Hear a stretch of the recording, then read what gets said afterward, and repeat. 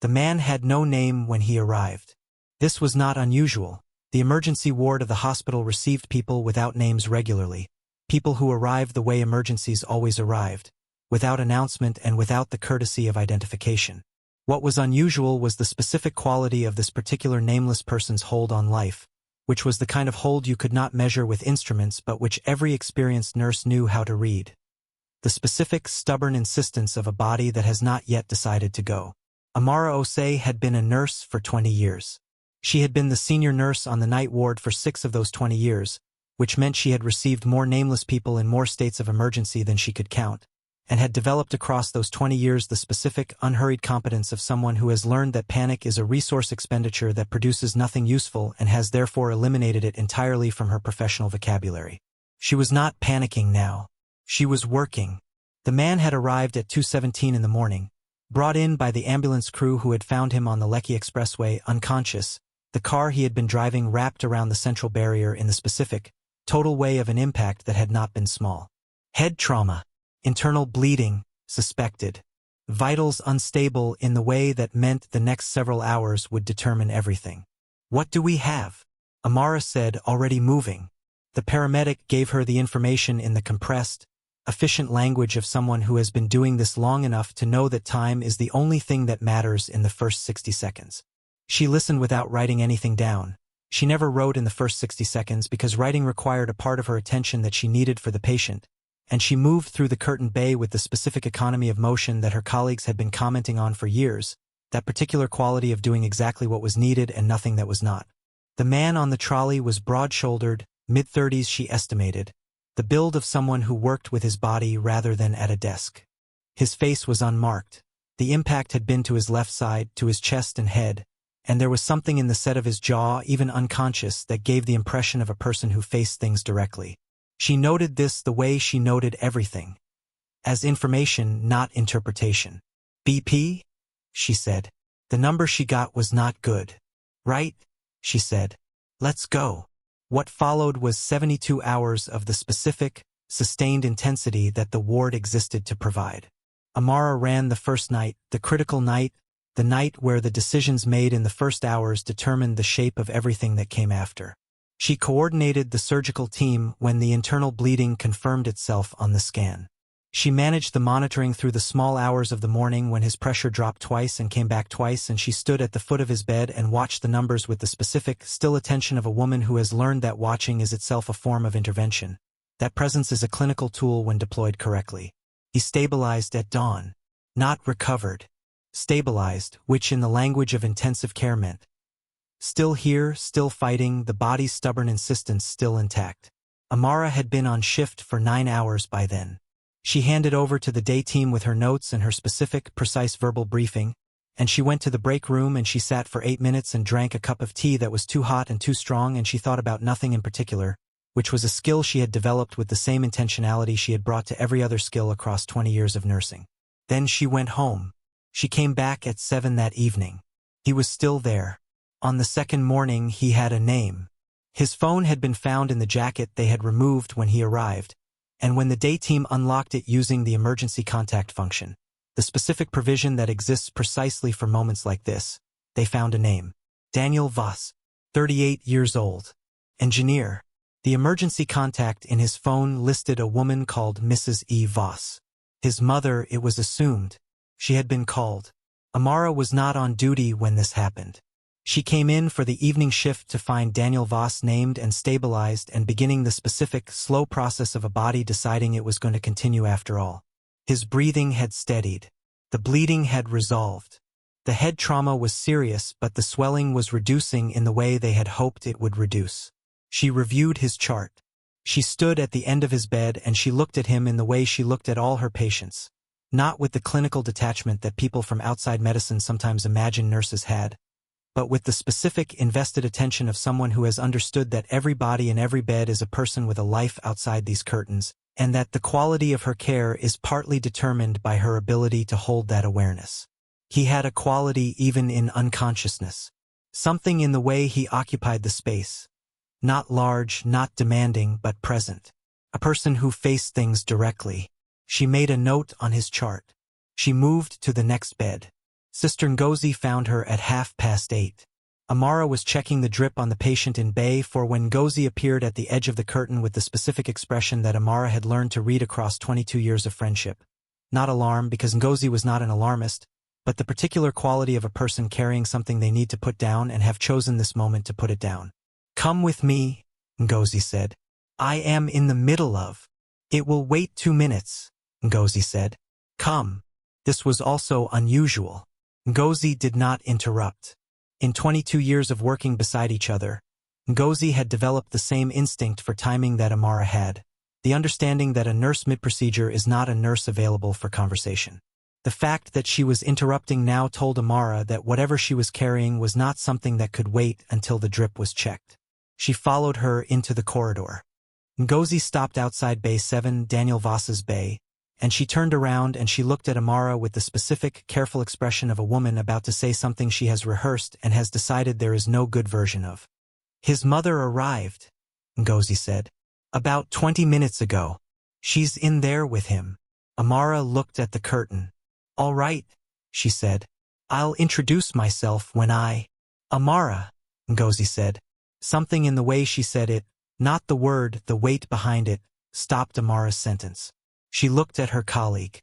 Ngozi's face held the particular expression of a woman who has been carrying knowledge for the last 20 minutes and is about to transfer it to someone who is going to have to carry it differently. "I know her," Ngozi said. "I have seen her before. Once. A long time ago." She paused. "Do you remember the magistrate's office? 20 years ago. The morning you went to understand what had happened with David." The corridor was quiet. Amara looked at Ngozi. She did not speak. "I was with you that morning," Ngozi said. "I waited outside while you went in. And when you came out, you were a different person than when you went in. And through the window I had seen a woman in there who was not from the court. A woman who had no business being at a magistrate's office unless she had arranged to be there. A woman in a blue wrapper with her hands folded." She paused. "I never forgot her face. I never told you because I was not certain what I had seen and because what could telling you have changed." She looked at Amara steadily. "I am certain now. That woman is in Bay 7. That woman is Daniel Voss's mother." The corridor held this. Amara stood very still. She looked at the curtain of Bay 7. She thought about what Ngozi had just said, and she thought about what it meant, and she let the full weight of it settle into her understanding the way she let all important things settle, without rushing, without reacting, without moving until she understood the complete shape of what she was dealing with. 20 years. The woman who had unmade her life was sitting in Bay 7 beside the man Amara had spent 72 hours keeping alive. She stood with this for exactly as long as she needed to stand with it. Then she straightened. "All right," she said. Ngozi looked at her.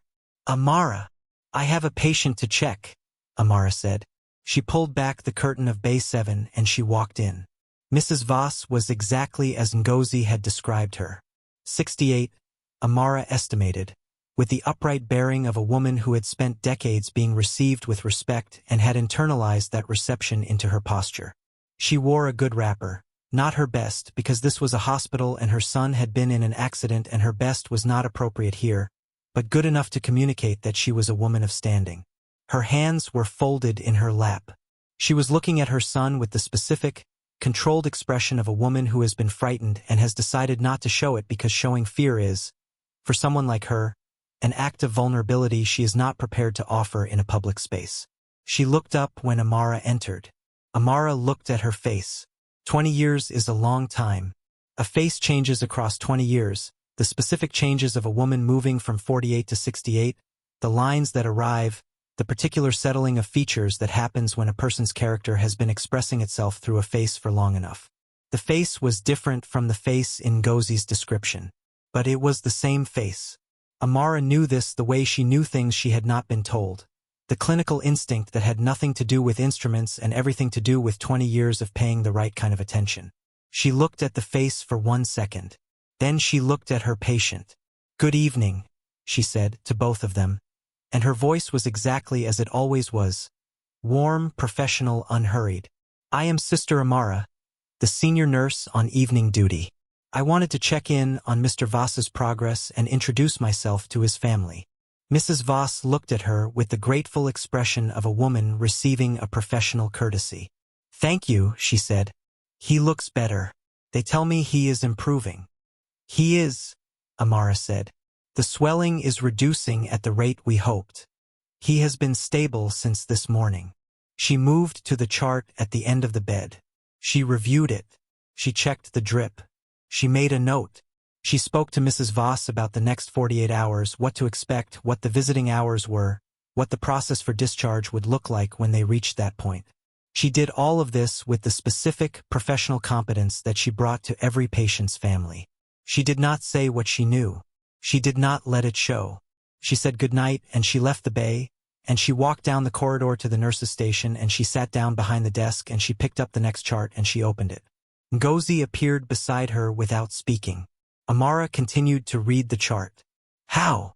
Ngozi said very quietly. Amara turned a page.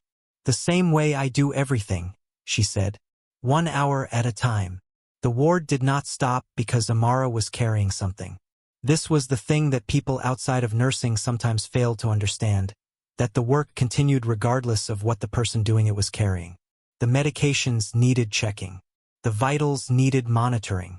The family members of the patient in Bay 2 were frightened and needed someone to sit with them for 7 minutes and explain, in language they could hold, what the doctor had said in language they could not.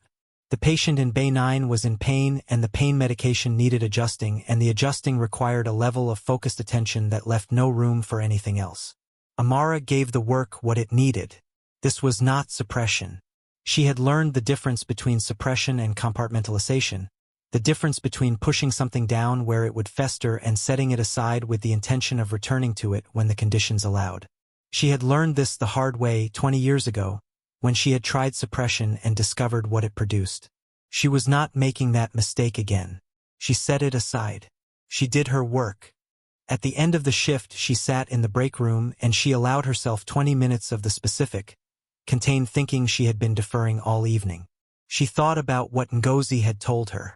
She thought about what she had seen in Bay 7, the face she had looked at for 1 second and recognized completely. She thought about what it meant that the son of that face was the man she had kept alive across 72 hours of intensive care, and she thought about what it would mean to continue caring for him for the remaining days of his recovery, and she thought about what she was going to do with what she knew. She thought about David Cole. She did not think about him often. She had learned not to think about him often, had built the specific discipline of not thinking about him across 20 years of practice, and was good at it in the way she was good at everything she had decided to be good at. But tonight the compartment was open and the thinking was happening, and she let it happen because she understood that there were moments when the thinking needed to be done and deferring it indefinitely was its own form of cost. David Cole. 20 years ago. The specific quality of a love that had arrived in her life with the particular certainty of something that had always been going to happen. The kind of love that does not feel like chance because nothing about it feels accidental. She had been 24. He had been 26. They had been engaged for 6 months when the unmaking began. Not by David. She had understood this eventually, had needed time to understand it, had been angry at David before she understood it, had gone through the specific painful process of misdirecting her grief at the most available target before she arrived at the correct one. David had been as bewildered as she was. David had received the same invisible, insidious pressure she had received, from directions she could not fully identify, the specific social architecture of influence and arrangement that operated in their world without being named. A word in the right ear, a suggestion placed correctly, a family obligation invoked, a door quietly closed. She had gone to the magistrate's office not for legal reasons but because a clerk there, a woman she had known at school, had told her that a conversation had taken place there about her and David, that a woman had come in seeking information about the process for dissolving an informal betrothal, that the woman had been very certain and very organized and had left with what she came for. She had sat in that office and understood, for the first time, the specific shape of what had been done to her. She had come out a different person. Ngozi had been outside. The woman in the blue wrapper, Mrs. Voss. Amara sat in the break room for 20 minutes. Then she washed her cup. She went home. She came back the next morning. On the third day Daniel Voss opened his eyes properly for the first time. Not the half-opening of the previous day, the specific effortful squinting of a person whose consciousness is returning in increments, but a full, deliberate waking, the eyes opening and then staying open and then moving around the room with the considered attention of a man taking inventory of his situation. Amara was at the end of his bed when it happened. He looked at the ceiling first, then at the equipment around him. Then, with the specific directness she had already noted as characteristic of him, he looked at her. "Good morning," she said. He considered her for a moment. His voice, when it arrived, was rough from the tube that had been in his throat. Rough but clear, the voice of a man who was gathering himself. "How long?" he said. 3 days, she said. He absorbed this. His eyes moved to the window, the Lagos morning coming through it, ordinary and complete, the city doing what it always did. "The car," he said. "Written off," she said. "But you are not." Something moved across his face at this, not quite a smile, but the specific expression of a man receiving information that is both bad and significantly better than the alternative. "Who worked on me?" he said. "A team," she said. "I was the senior nurse on duty when you arrived." He looked at her again with that direct, considered quality. "Thank you," he said, not performatively, with the specific weight of a man who has understood what those words are referring to and means every syllable of them. "Rest," she said. "Your mother was here yesterday. We will call her to let her know you are awake." She moved to make the note on his chart. "Sister," he said. She looked up. "What is your name?" he said. She looked at him across the length of the bed. "Amara," she said. He nodded. He looked at the ceiling again. He closed his eyes, not unconscious, resting, which was a different quality entirely and which she could read as clearly as she could read a chart.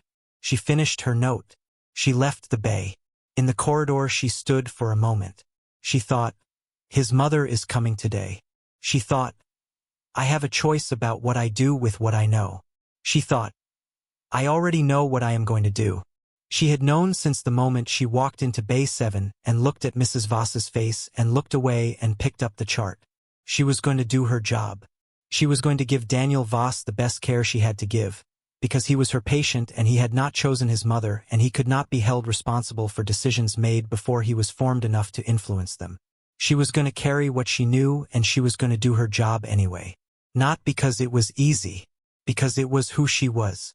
And nobody, not Mrs. Voss, not the 20 years, not the specific accumulated weight of everything that had been taken from her at 24, was going to change that. She went to the next patient. The days of Daniel Voss's recovery had a particular texture. Amara had cared for hundreds of patients across 20 years, thousands. If she counted the brief encounters, the single shifts, the patients who arrived and stabilized and left before she learned anything about them beyond their presenting condition.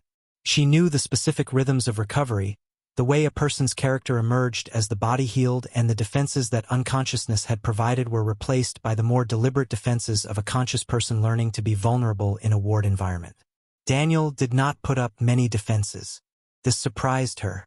Men of his type, she had a category, not a judgment, built from 20 years of observation. Men with his build, his directness, his professional competence, often arrived at consciousness in a hospital bed with a specific resistance to the condition of needing care. They were used to being the capable one in any room, and the transition to patient required a recalibration they frequently resisted. Daniel did not resist.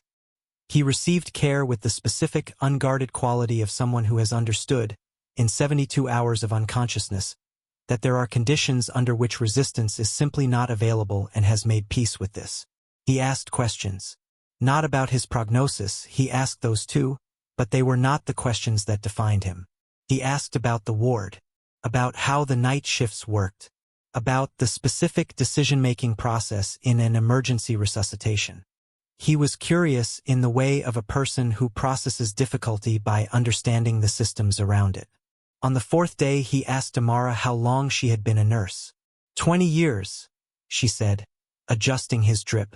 You were 20 when you started? He said. She looked at him. He was not flirting.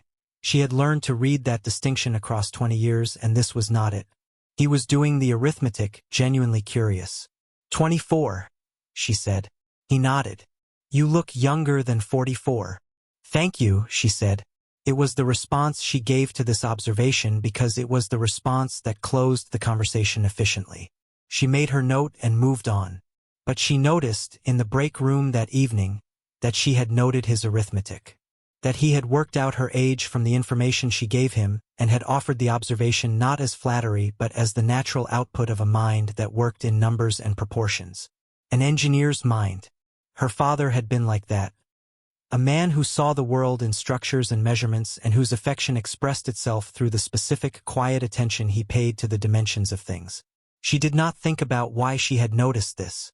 She went back to the ward. Mrs. Voss came every day. This was the test within the test. Not Daniel, who did not know anything, but Mrs. Voss, who visited at 3 in the afternoon on each of the days of Daniel's recovery, and who received Amara's professional warmth each time with the gratitude of a woman who is deeply relieved that her son is in good hands. Amara managed these interactions the way she managed everything difficult, with the specific discipline of presence. She was present in each conversation.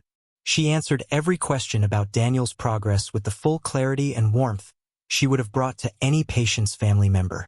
She did not abbreviate. She did not cool. She did not give Mrs. Voss less than she would have given anyone else. What she did was watch. She watched Mrs. Voss the way she watched difficult clinical situations. Steadily, without flinching, trying to understand not just what was in front of her but what it meant and what it required of her. She watched the way Mrs. Voss touched Daniel's hand when she thought no one was looking. The specific tenderness of a mother who loves her child in the uncomplicated way that mothers love their children regardless of the complicated things those mothers have done. She watched the way Mrs. Voss organized the small things, brought Daniel's favorite food, arranged his phone charger exactly where he could reach it without straining, spoke to him about ordinary things because she understood that ordinary things were what the extraordinary situation most required. She was, in this respect, a good mother. Amara held this alongside everything else she knew about her. It was not comfortable to hold. It would have been simpler if Mrs. Voss were a cruel woman or a cold one. If the person who had unmade Amara's life at 24 were obviously monstrous in the way that would have explained the decision cleanly. But she was not. She was a woman who had loved her daughter enough to do something wrong in service of that love, and who had been living with the specific, unexamined weight of that wrong for 20 years. Amara recognized this because she had spent 20 years studying the specific ways that people live with things they cannot look at directly. It was part of what made her good at her job. She did not forgive Mrs. Voss for recognizing it. She simply held both things at once, which was harder and more honest than holding only one. On the 6th day, Ngozi sat beside her in the break room and said, "You should talk to someone." Amara was eating rice she had brought from home. She looked at Ngozi. "I am talking to you," she said. "That is not what I mean," Ngozi said. "I mean someone who can." "I am managing," Amara said. "I know you are managing," Ngozi said. "You are always managing. That is not the same as being all right." Amara looked at her rice. She thought about this with the honesty she brought to all uncomfortable things. Ngozi was right that managing and being all right were not the same thing. She had known this for 20 years. She had spent 20 years managing the specific, competent, effortful project of building a life around a wound and keeping it functional and not allowing the wound to seep into the parts of the life that were working. She had been good at managing. She had become, across 20 years of managing, a person of considerable professional and personal substance. A senior nurse respected by her colleagues, a friend of genuine reliability, a woman who had made meaning from the materials available to her and had not spent those 20 years waiting for different materials. But managing was not the same as being finished with the thing. The thing had been sitting in Bay 7 for 6 days, accompanied daily by its origin.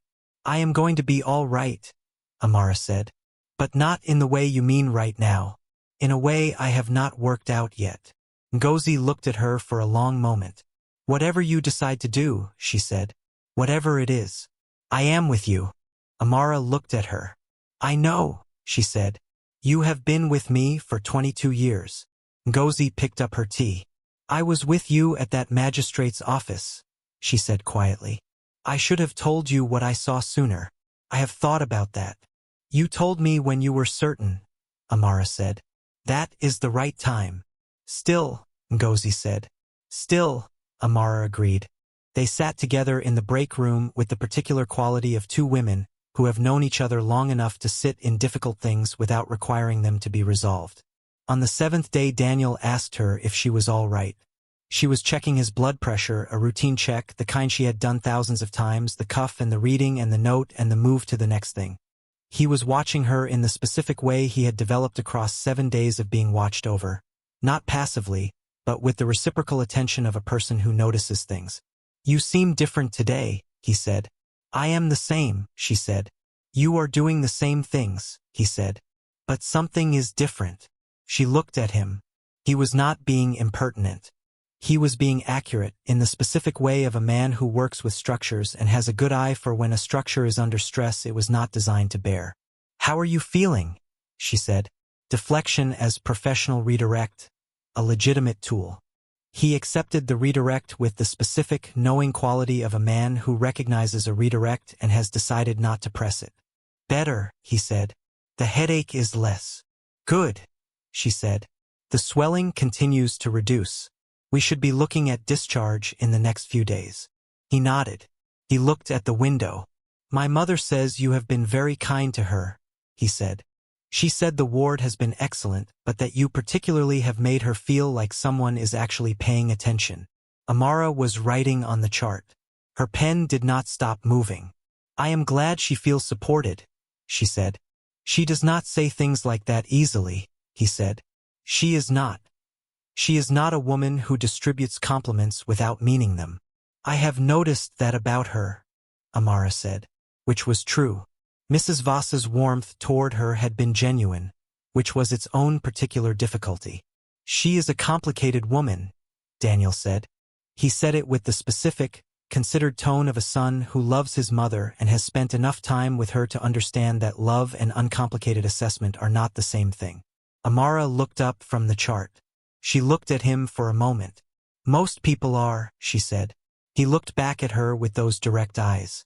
"Yes," he said. "They are." She left the bay. In the corridor she stood for a moment with her back to the wall. She thought, he is a good man.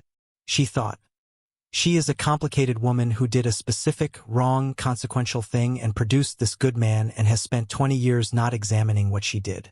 She thought, these things can all be true simultaneously. She went to the next patient. On the 9th day Mrs. Voss arrived at the usual time and Amara was not on the ward. She was in the break room. She had taken her 15-minute break at that specific time for the first time in 9 days. Not deliberately, she told herself, and then told herself more honestly, yes, deliberately. Not avoidance exactly. A pause. A 15-minute pause before going back into the situation with the full clarity she wanted to bring to it. She sat in the break room and she thought about what she was going to do. Not about the care. The care was settled. Daniel would be discharged in 2 days. The care was complete in every clinical sense. What was not settled was the question that had been sitting in the back of her mind for 9 days like a stone in a shoe.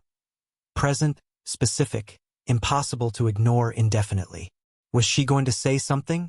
She had thought about this every day. She had turned it over with the same careful attention she brought to difficult clinical decisions, examining it from every direction, testing it against her own principles, asking herself what she wanted and separating that answer from what she thought the right thing was, because those were different answers and the difference between them mattered. What she wanted was simple. She wanted Mrs. Voss to know.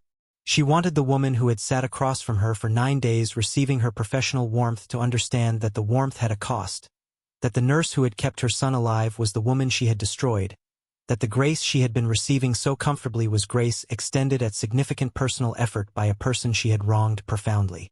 She wanted to be seen, not for revenge. She had examined the revenge question carefully, the way she examined everything, and had found that what she felt was not primarily a desire for revenge but a desire to not be invisible. 20 years ago Mrs. Voss had made a decision about Amara's life without acknowledging that Amara's life was the thing being decided. She had been a factor in someone else's calculation, not a person whose existence and future and love were real and consequential and worth considering directly. She was tired of being invisible to the person who had made her invisible. She wanted to be seen. The question was whether wanting to be seen was a sufficient reason to say something, and to whom and when and how. She sat in the break room for 15 minutes. She went back to the ward. Mrs. Voss was in Bay 7 with Daniel. Amara went to the nurse's station. She looked at the curtain. She thought about what Ngozi had said, "Whatever you decide to do, I am with you." She thought about Daniel, his directness, his lack of defenses, the arithmetic he had done on the 4th day, the observation he had made on the 7th day that she was different, that something was different. She thought, he will be discharged the day after tomorrow. She thought, if I am going to say something, it needs to be before that. She thought, to whom? And she knew the answer to that question before she had finished asking it. Not Daniel. Not yet.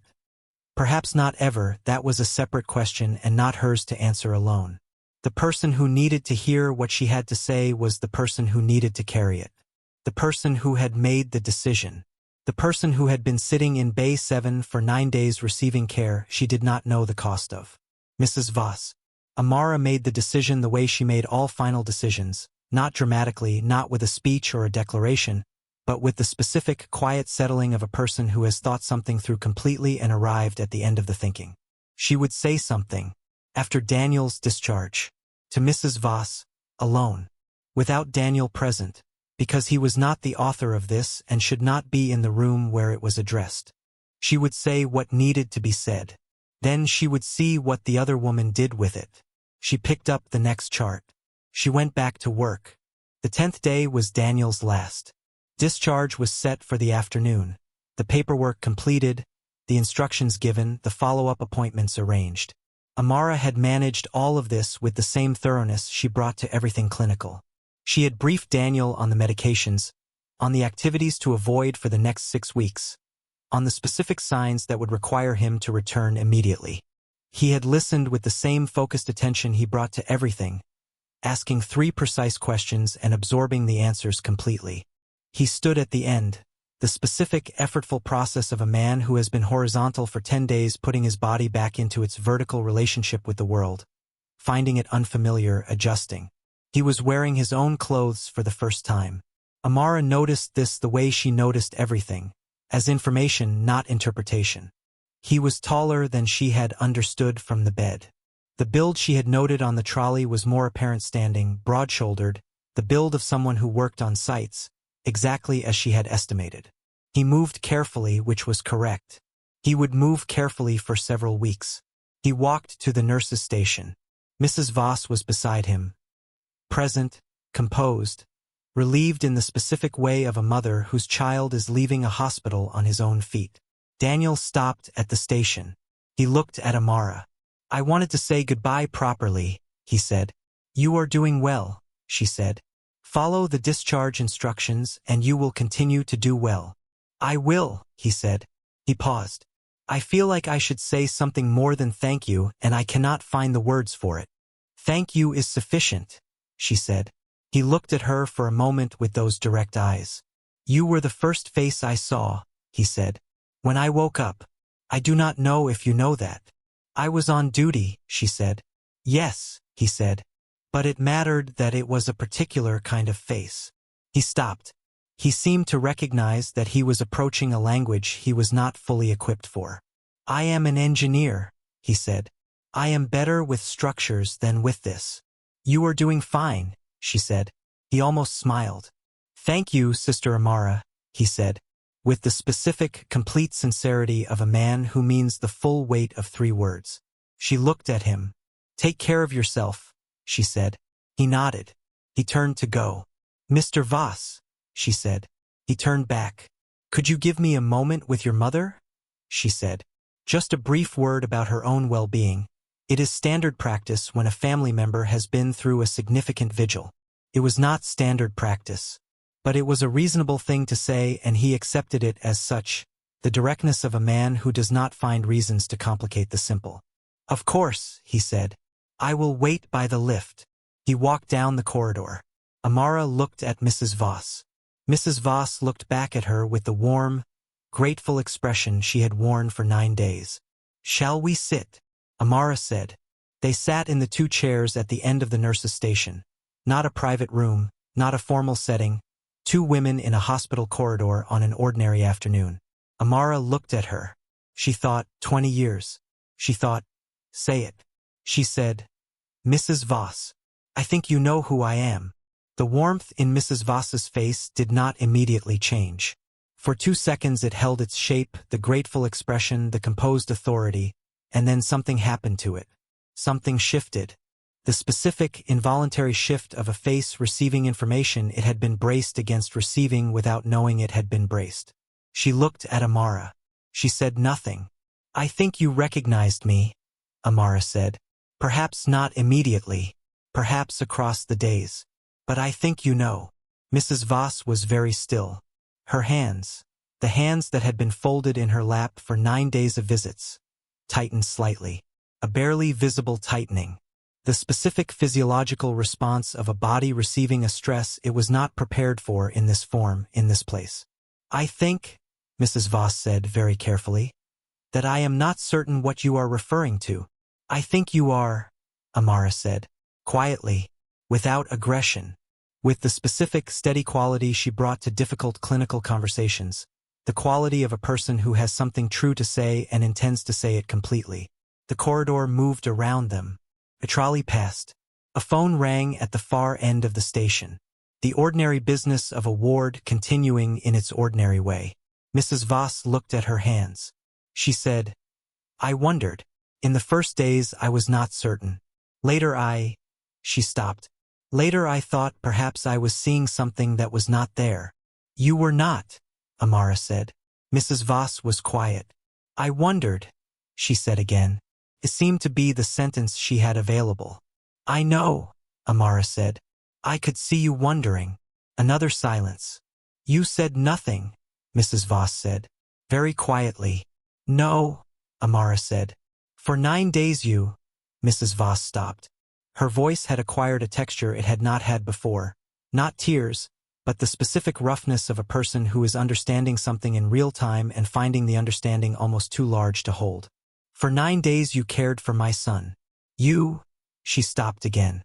"Yes," Amara said simply. The corridor held this. Mrs. Voss looked up at her. Her face had changed completely from the composed, authoritative expression it had worn for 9 days. What was on it now was something rawer and more honest. The face of a woman who has been living with something unexamined for 20 years and has just been handed a mirror. "Why?" she said. The word came out as barely more than a breath. Amara looked at her. "Because he is my patient," she said. "And that is who I am." The question hung between them. Not Mrs. Voss's question, that had been answered. The question that remained was larger and had no single sentence available to answer it. It was the question underneath the question, the one that Amara had known was coming since the moment she decided to have this conversation and had not prepared an answer for because some questions cannot be prepared for. They can only be sat inside until the sitting produces something honest. Mrs. Voss was sitting inside it now. Her hands were still in her lap. The tightening had not released. She was looking at Amara with the specific expression of a woman who has spent 20 years not looking at something and has just been required to look at it in full, in a hospital corridor, on an ordinary afternoon, with her son waiting by the lift 40 meters away. "I need to understand something," Mrs. Voss said. Her voice was careful. The voice of a woman who has spent a lifetime choosing her words precisely and is discovering that precision feels inadequate to the present moment but has no other tool available. "You knew. From the beginning. From the second day," Amara said. "When you arrived. And you said nothing." "No. And you continued to care for my son as if—" She stopped. "As if I were simply a patient's family member." "You were," Amara said. "That is also true." Mrs. Voss looked at her. The composed authority was gone. Not destroyed exactly, but set aside, the way a person sets aside a coat when the temperature inside is different from what they dressed for outside. "I have been trying," Mrs. Voss said very slowly, "to understand what it would take to do what you did, for 9 days, knowing what you knew." She paused. "I cannot understand it." "You do not need to understand it," Amara said. "It is not yours to understand. It is mine." "But I am the reason it was required of you," Mrs. Voss said. "Yes," Amara said. "You are." The corridor moved around them. A nurse passed with a trolley. Neither of them looked up. "Tell me," Mrs. Voss said. And then, more quietly, "I am asking you to tell me what I did, not what I told myself I was doing." What I actually did. Amara looked at her. She had not expected this. She had prepared, insofar as she had prepared for anything, for defense. For the specific, sophisticated defense of a woman who has been telling herself a particular story for 20 years and has had 2 decades to refine it. She had prepared for justification, for the invocation of her daughter's welfare, for the suggestion that circumstances had been more complex than they appeared from the outside. She had not prepared for a woman who was asking to be told. She sat with this for a moment. Then she told her. Not with anger. She had said this to herself before she came to the corridor, and she held to it now. Anger was available, but it was not the thing she wanted to lead with, because anger, deployed in this specific situation, would allow Mrs. Voss to organize herself around it. A person being shouted at can always find the resources to defend against the shouting. A person being told something clearly and without heat has no such resource. The clarity is the thing that gets in. She told her about being 24.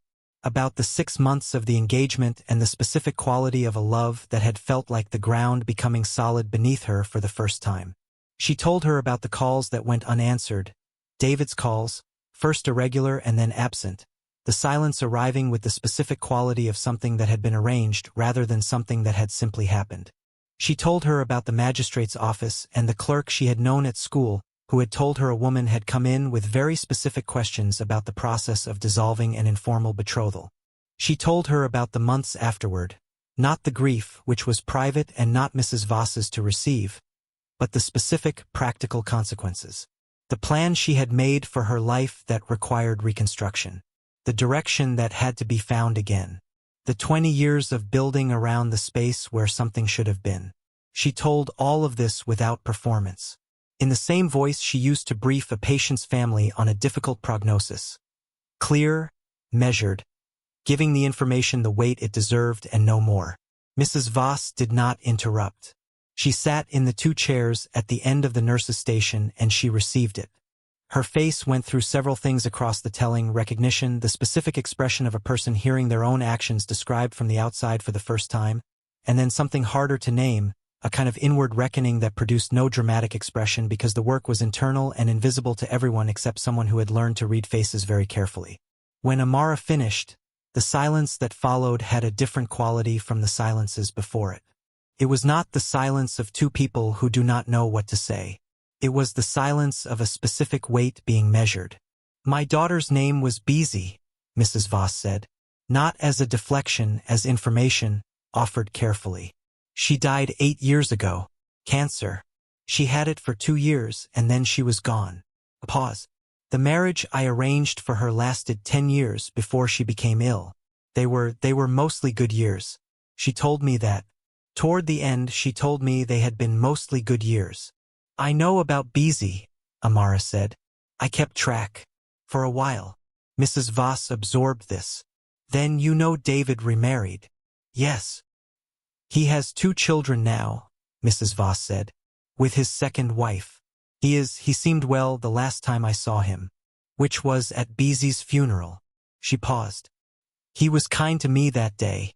Kinder than I deserved, perhaps.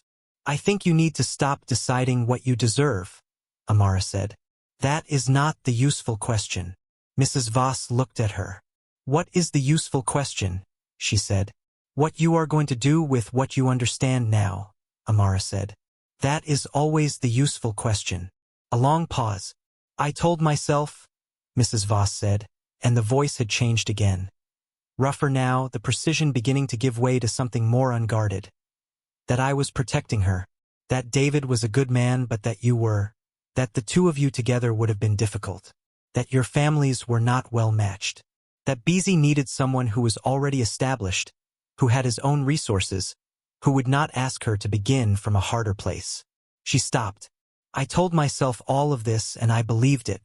I believed it for 20 years. And now, Amara said. Mrs. Voss was quiet for a long time. Now, she said. I think I saw a young man I wanted for my daughter and I found reasons to take him. And the reasons were not wrong exactly, they were real reasons, real considerations. But they were not the actual reason. She paused. The actual reason was that I saw what I wanted and I took it. And I dressed the taking in reasons so I would not have to see it for what it was. The corridor was very quiet. Amara looked at this woman.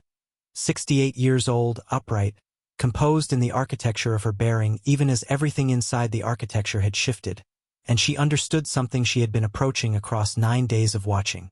Mrs. Voss was not a woman without conscience. She was a woman whose conscience had been doing its work for 20 years beneath a surface she had kept deliberately smooth. The smoothness had cracked the moment she understood who was sitting across from her. What was coming through the crack now was not new. It had been there all along, working invisibly, producing in Mrs. Voss the specific quality that Amara had noted on the first day. The expression of a woman who carries something she will not look at directly. She had looked at it now. "I cannot give you back what I took," Mrs. Voss said. "I know," Amara said. David is not the point," Amara said. "He has his life. I have mine. The life I have is real. I built it from real materials and it has real weight. That is not nothing." She paused. "What you took from me was not David. You took the future I thought I was building, and you took it at the age when a person is most certain that the future they are building is the only one available. That is what 24 costs when it goes wrong. The certainty." Mrs. Voss was looking at her with the full, undefended attention of a woman who has stopped trying to manage the conversation and is simply receiving it. "What I lost," Amara said. "I did not lose forever. I lost the shape I expected and I found a different shape, and the different shape is genuinely mine in a way the original shape might not have been. That is the truth." She paused. "But that does not erase what you did. The truth of what I built does not cancel the wrong of what was taken. Both are true simultaneously." "Yes," Mrs. Voss said, quietly, as if the word cost her something. "I did not have this conversation for an apology," Amara said. "I had it because I was tired of being invisible to the person who made me invisible. I wanted you to know that I existed, that your decision had a cost and the cost had a face and the face has been caring for your son for 9 days and has been good at it." She looked at her steadily. "I wanted to be seen. That is all." Mrs. Voss looked at her. For a moment. A long, specific moment in which the sounds of the ward moved around them like water around two still things. The older woman's face held the exact, bare expression of a person who has been seen seeing someone they should have seen 20 years ago. "I see you," Mrs. Voss said. The words were simple. They were not an apology. Amara had not asked for one. They were not absolution. She had not offered it. They were simply an acknowledgement.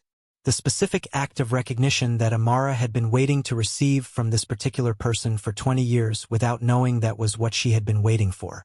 The corridor continued its ordinary business. Amara stood. "Your son is waiting," she said. Mrs. Voss rose.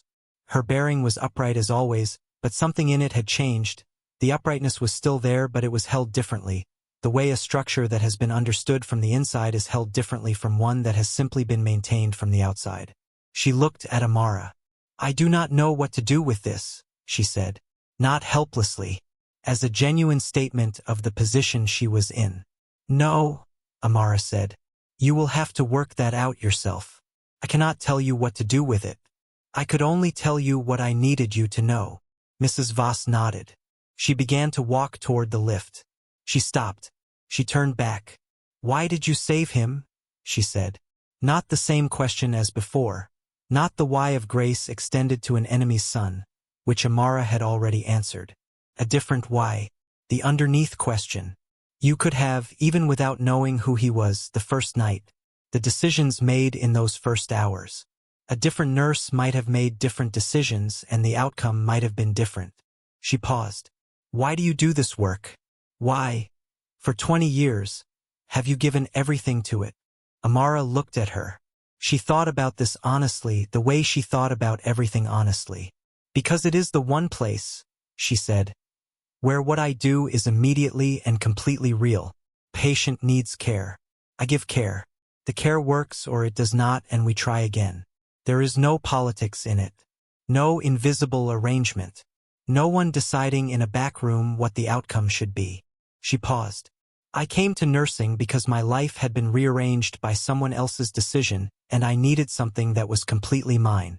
where what I gave was what arrived, where no one could intercept it. She looked at Mrs. Voss. You are part of the reason I became the nurse I am. I would prefer that were not true, but it is true. Mrs. Voss received this. The full weight of it, the specific, terrible gift of having produced, through a wrong, something extraordinary in the person you wronged. I am sorry, she said, not as performance, as the only sentence available when all the other sentences have been used. I know, Amara said. Mrs. Voss walked to the lift. Amara watched her go. Ngozi was at the nurse's station when Amara returned. She looked at Amara's face with the specific attention of 22 years of friendship. How was it? She said. Amara sat down behind the desk. She picked up the next chart. It was what it was, she said. Ngozi waited. She said she sees me, Amara said.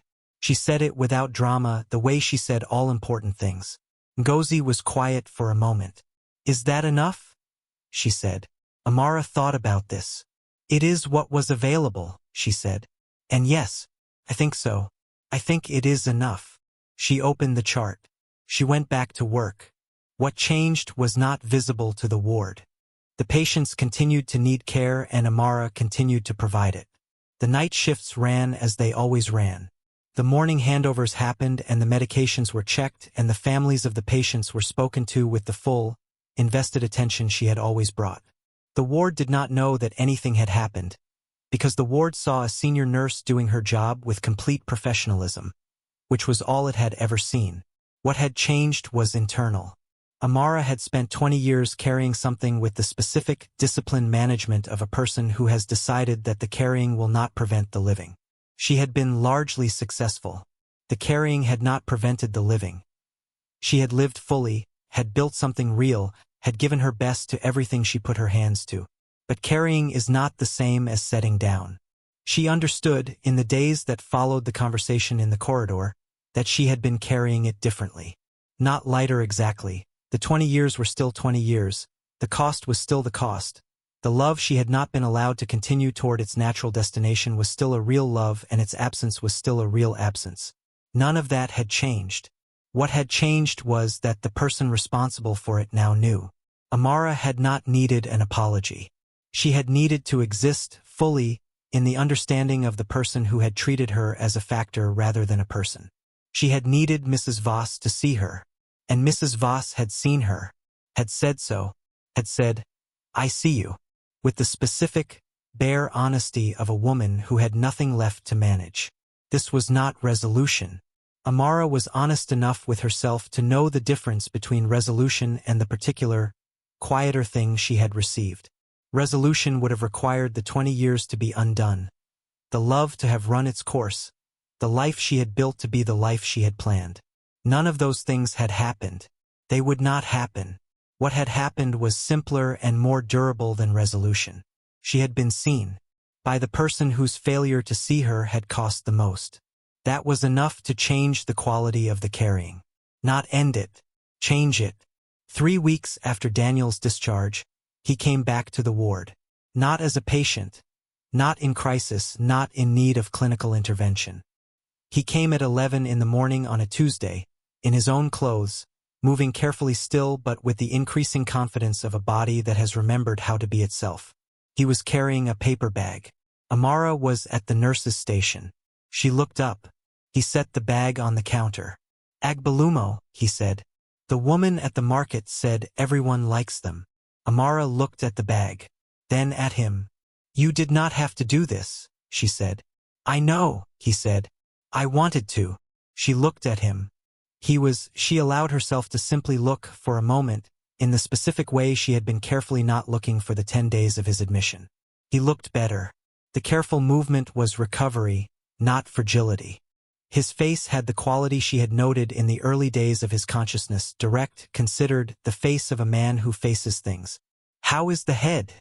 She said. Improving, he said. The follow-up was good. They are happy with the progress. Good, she said. He looked around the ward. At the bay where he had spent 10 days. At the particular geography of the space in which he had been most vulnerable. I have been thinking, he said, about what you said. When I thanked you. You thanked me adequately, she said. You said thank you is sufficient, he said. I have been thinking that it is not. Not because there is a better word, but because the word alone does not carry what it is trying to carry. He paused.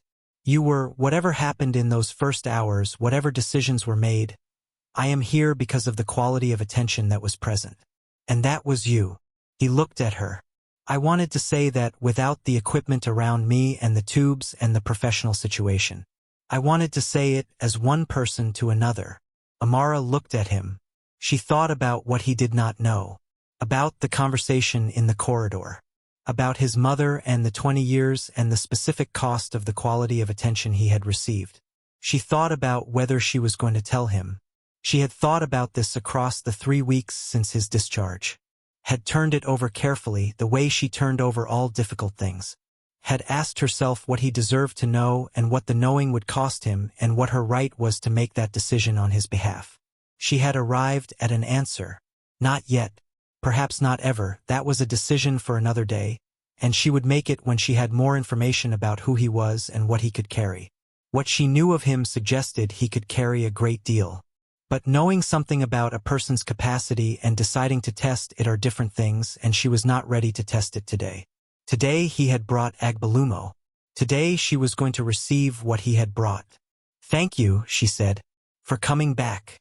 Patients do not always come back. I imagine not, he said. It is a good thing when they do, she said. It means the work was worth doing. He smiled, the first full smile she had seen from him, and it was the kind of smile that arrived in the eyes before the mouth, the specific quality of a genuine expression that has not been arranged for effect. I would like, he said carefully, to know if it is appropriate, and if it is not, please tell me directly and I will not raise it again, whether you would be willing to have coffee with me. Not as a nurse. As a person. Amara looked at him. She thought about the engineering mind that worked in structures and numbers.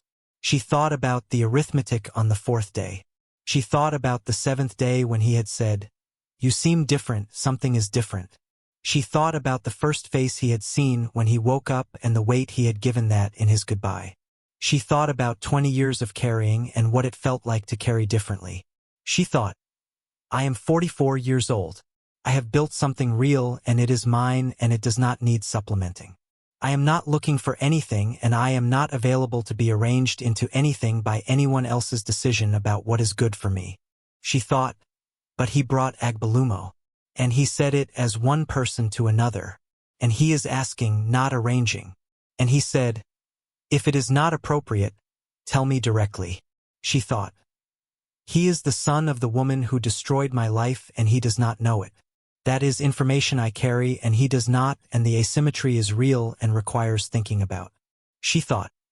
I am 44 years old and I have never once made a decision about my own life based on what someone else wanted the outcome to be. She looked at Daniel Voss. Coffee, she said. Not today. I am on shift until 7. He nodded, something careful and pleased moving across his face.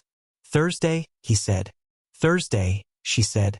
He picked up the paper bag and put it on her side of the counter. The Agbalumo, he said. I will share them with the ward, she said. Good, he said. He walked toward the exit. At the door he turned back, not dramatically, in the natural way of someone who has remembered one more thing. Sister Amara, he said. Yes. Thank you, he said. Again. For all of it. She looked at him. You are welcome, she said. For all of it. He left. Ngozi appeared at her elbow from wherever Ngozi always appeared from. Agbalumo, Ngozi said, looking at the bag. He brought them for the ward, Amara said. He was looking at you when he said that. Ngozi. I am just noting what I observed. Note it more quietly, Amara said. She opened the bag. She looked at the fruit, small, round, the tart sweet smell of something ordinary and generous. She picked one up. She set it down on the counter in front of Ngozi. Ngozi looked at it. Thursday, Ngozi said. Amara looked at her. Ngozi, she said. I am saying nothing, Ngozi said. I am eating my Agbalumo. She picked it up and ate it. Amara looked at the ward, the bays, the charts, the patients, the specific, ordinary beauty of a space where people came when they were most in need and were given what they needed and, when the work was done correctly, left better than they arrived. 20 years of this. 20 years of this being the place where what she gave was what arrived. She picked up the next chart. She went to the next patient. What happened with Daniel Voss on Thursday, and in the Thursdays that followed, was not the point of this story. What was the point of this story was what happened in those 9 days in the ward, the specific, daily, costly decision of a woman who gave her best care to the son of her enemy, not because it was easy and not because she had forgiven anything, but because she had decided, a long time before the situation arrived, who she was going to be. And that decision held. Under the most specific and personal test it had ever been subjected to, the decision held. The point was also what happened in the corridor. The conversation between two women that was not resolution but was truth. That produced not forgiveness, which requires the giver to decide the receiver has earned it, but something more durable, a seeing. A recognition. Two women sitting with the full weight of one wrong and what it had cost and what it had produced, and neither of them getting the shape of ending they had imagined. Mrs. Voss did not get absolution. Amara did not get her 20 years back. What Mrs. Voss got was the most honest accounting she had ever been required to make. The specific reckoning of a person who has been confronted with the human face of their decision and cannot look away from it anymore. What Amara got was the recognition she had needed. Not from David, who had been a fellow sufferer rather than an agent. Not from the universe, which does not organize itself around individual justice. From the specific person whose specific failure to see her had produced the specific wound. I see you. 3 words. From the right person. At a cost to the speaker that was genuine. It was not everything. It was enough. There is something this story wants to say before it closes. It is not about a man who survived a road accident. It is not about a woman who interfered in another woman's love. It is not even exactly about forgiveness, because Amara did not forgive Mrs. Voss in this story. She chose not to let the wrong define her. Those are different things, and the difference matters. What this story is about is the specific decision that a person makes, often unconsciously and long before the test arrives, about who they are going to be regardless of what is done to them. Amara had made that decision at 24, in the wreckage of a life rearranged by someone else's hand. She had decided, I am going to give my best. To this work. To every patient. Regardless. Not because the world has been fair to me, it has not. But because the quality of what I give is the only thing that is fully mine, and I will not allow anyone else's wrong to govern it. That decision is what saved Daniel Voss.